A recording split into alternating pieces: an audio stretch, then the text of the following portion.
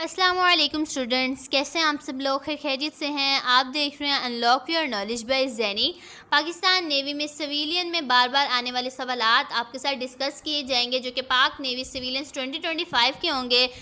Pakistan navy के ए 2026 की test preparation करवाई जा रही है पार्ट नंबर 5 में, जिसके अंदर most important and most repeated MCQs आपके साथ शेयर किए जाएंगे, जो कि यूडीसी, एलडीसी, स्टोरमैन, असिस्टेंट के होंगे। ठीक है, इनके पास पेपर से ये एमसीक्यूज लिए गए हैं। इन सवालों से आपका टेस्ट ज़रूर पास होगा 100% इंशाअल्लाह अज़ीम। इससे पहले पार्ट नंबर 1 से लेकर 4 पार्ट हमने डिस्कस कर लिए हैं। हमारे चैनल पर वो वीडियो दी गई है, जल्दी जाकर उन एमसीक्यूज की तैयारी करें ताकि आपका पेपर बहुत अच्छा हो। नेक्स्ट आप पार्ट नंबर 5 की तरफ आएँ। अभी भी पाकिस्तान नेवी की रजिस्ट्रेशंस ओपन हैं, आप इसमें अप्लाई करें। 10 अगस्त 2025 इसकी लास्ट डेट है। पाकिस्तान नेवी को ज्वाइन करें और ये मौका अपने हाथ से जाने ना दें। अगर आपने हमारे थ्रू अप्लाई करवाना है तो वो भी आप हमें कमेंट कर सकते हैं, हम आपका अप्लाई कर देंगे। हमारा व्हाट्सएप नंबर अभी आपके साथ शेयर करेंगे, तो आप हमारे व्हाट्सएप नंबर पे हमसे कॉन्टैक्ट कर सकते हैं। ठीक है, पार्ट नंबर 5 में जो मोस्ट इंपॉर्टेंट एमसीक्यूज आपके साथ शेयर करेंगे वो हम चलते हैं अब उसकी तरफ। ठीक है, बाकी अगर कोई भी क्वेश्चन होगा तो आप हमें कमेंट में पूछ सकते हैं। ठीक है, कोई भी अगर आपको क्वेश्चन समझ नहीं आता तो इंशाल्लाह आपको पेपर ज़रूर पास होगा। कमेंट में इंशाल्लाह ज़रूर लिख दीजिएगा। जी, मोस्ट इंपॉर्टेंट एमसीक्यूज़ हैं पाक नेवी के। कॉन्टैक्ट अस ऑन व्हाट्सअप, ये हमारा व्हाट्सअप नंबर है। अगर आपने अप्लाई करवाना है तो इसके थ्रू आप अप्लाई करवा सकते हैं। जी, ये हमारे क्वेश्चन हैं जो कि पास पेपर से लिए गए हैं। ये मोस्ट इंपॉर्टेंट एमसीक्यूज़ के नोट्स हैं, आप इसे देख लें।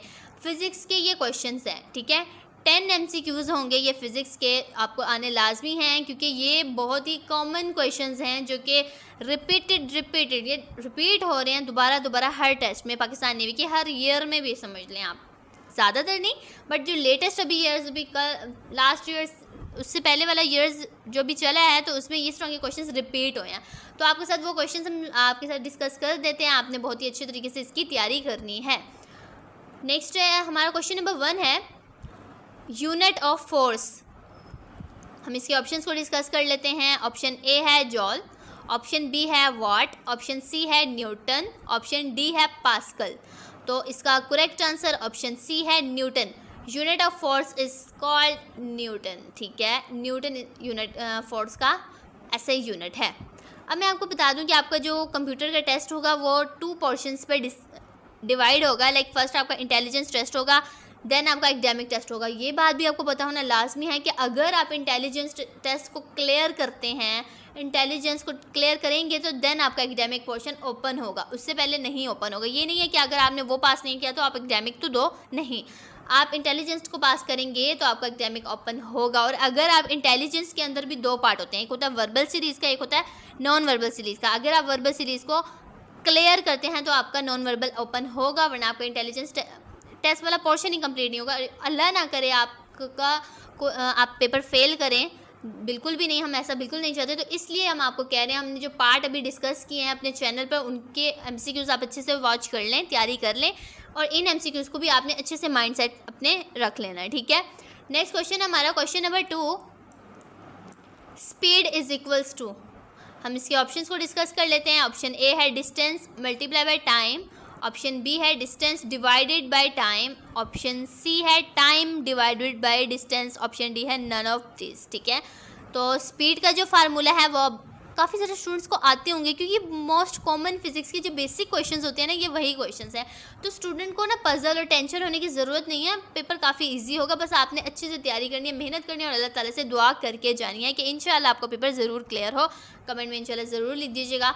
जी, स्पीड का जो फार्मूला है वो है option B, distance divided by time. ठीक है, नेक्स्ट क्वेश्चन है हमारा question number 3 sorry, energy stored in a body is called.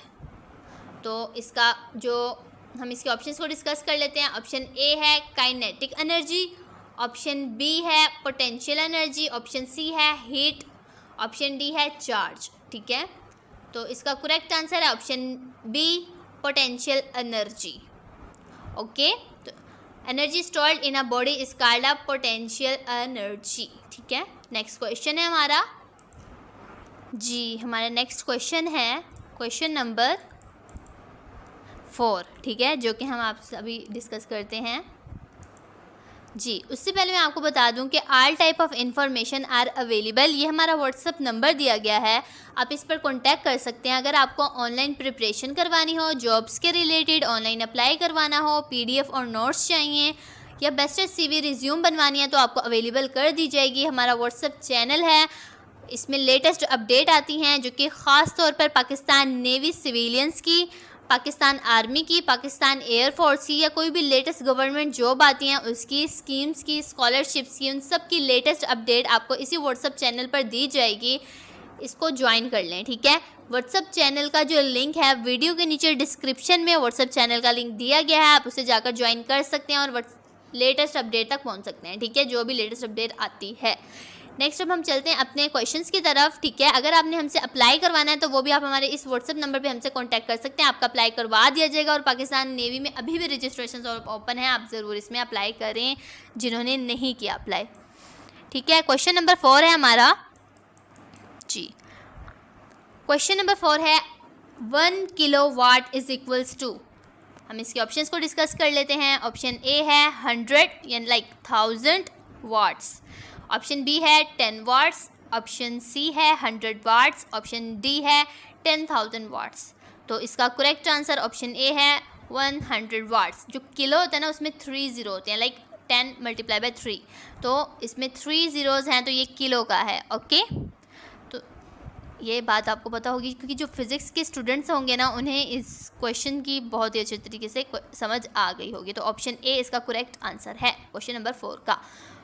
Question number 5 है हमारा instrument to measure current is, हम इसके ऑप्शंस को डिस्कस कर लेते हैं। ऑप्शन ए है वोल्ट मीटर, ऑप्शन बी है एममीटर, ऑप्शन सी है बैरोमीटर, ऑप्शन डी है थर्मोमीटर।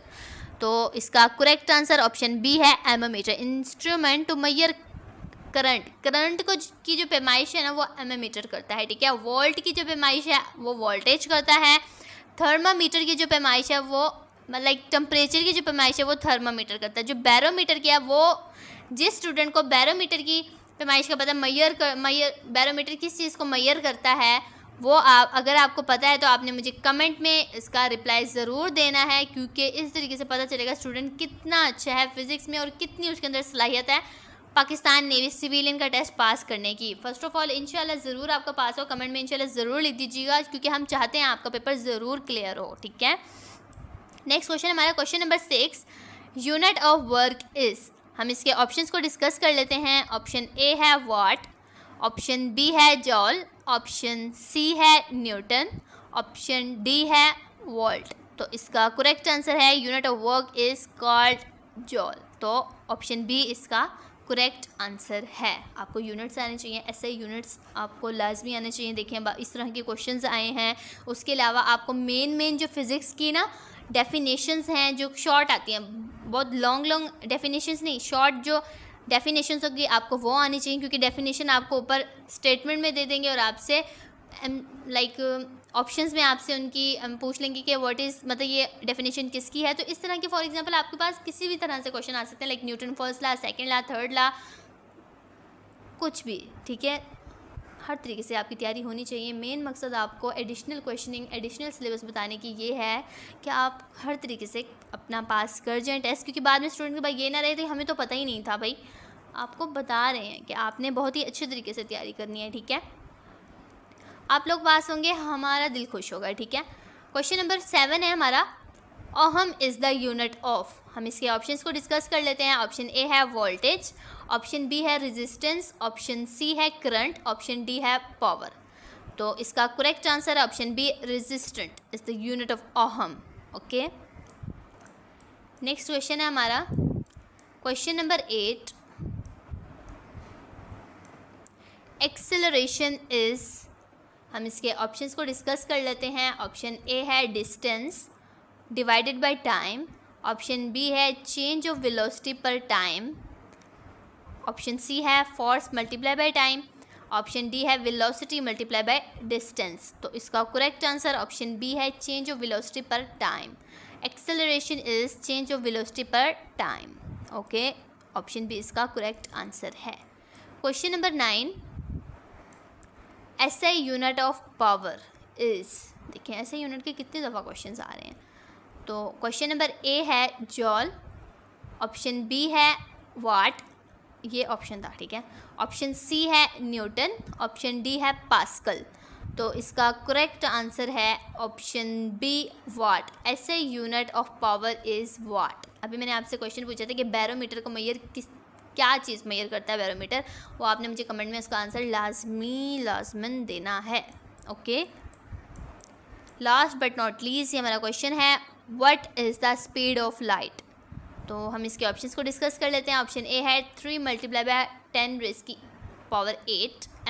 मीटर पर सेकेंड, 3 × 6, ठीक है, ये 6 में ये ऊपर वाली आपकी वैल्यूज़ बोलूँगी, मीटर पर सेकेंड। ऑप्शन सी है 3 × 4 लाइक मीटर पर सेकेंड। ऑप्शन डी है 3 × 10, जो 10 नहीं आ जाती उसकी मीटर पर सेकेंड, ठीक है। तो इसका करेक्ट आंसर ऑप्शन ए है 3 × 10⁸ मीटर पर सेकेंड स्पीड ऑफ लाइट है।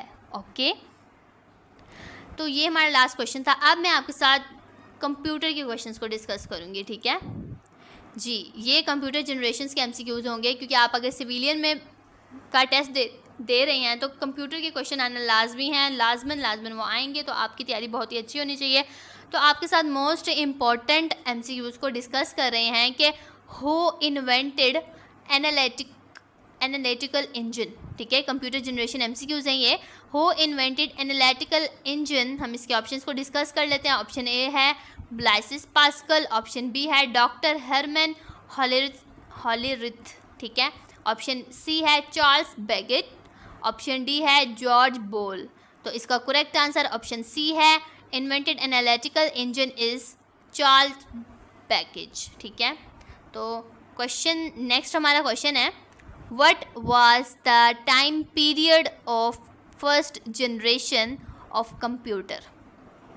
हम इसके ऑप्शंस को डिस्कस कर लेते हैं। ऑप्शन ए है 1946 to 1959, ऑप्शन बी है 1959 to 1965, ऑप्शन सी है 1965 to 1971, ऑप्शन डी है 1971 to 1980। तो इसका करेक्ट आंसर ऑप्शन ए है 1946 to 1959।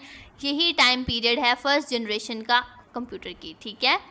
Correct answer option A है।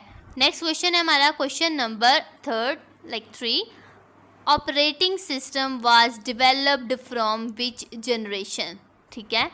हम इसके ऑप्शंस को डिस्कस कर लेते हैं। ऑप्शन ए है फर्स्ट जनरेशन, ऑप्शन बी है सेकंड जनरेशन, ऑप्शन सी है थर्ड जनरेशन, ऑप्शन डी है फोर्थ जनरेशन। तो इसका करेक्ट आंसर ऑप्शन बी है सेकंड जनरेशन।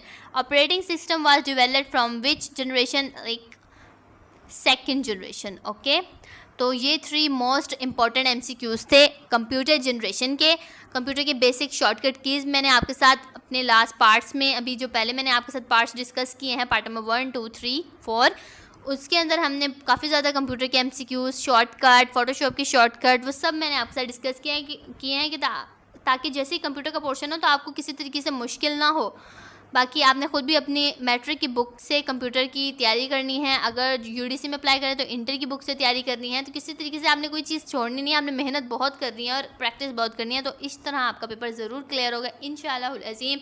अगर आपको फिर भी कुछ समझ नहीं आई तो आप हमें कमेंट कर सकते हैं, आपको रिप्लाई दे दिया जाएगा। कुछ समझने आए तो वो भी आप हमारे व्हाट्सअप नंबर पे हमसे कांटेक्ट कर सकते हैं। आपका ज़रूर आपको समझाया जाएगा, आपका अप्लाई भी कर दिया जाएगा अगर आपने अप्लाई करवाना है तो, जिन स्टूडेंट्स ने नहीं किया। बाकी थैंक यू सो मच, अल्लाह हाफिज़।